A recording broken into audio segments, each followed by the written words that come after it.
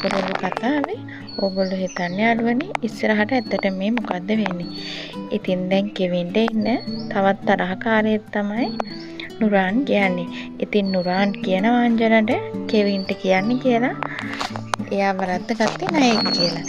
ඉතින් නයෙක් වරද්ද ගන්න කෙවින්ට ඉදිරියට මොන වගේ දෙයක් සිද්ධ වෙයිද යාළුවනේ. ඉතින් නුරාන් හදන්නේ කොහොම හරි නිම්නාවි කෙවිනුයි සම්බන්ධයක් තියෙනවා කියලා ෆොන්සේකසට ඒක දන්නලා මේ කෙවින්ගේ මංජිතගේ තියෙන මේ ප්ලෑන් එකයි මේ දෙකම ෆොන්සේකසට අහු කරලා දෙන්නේ.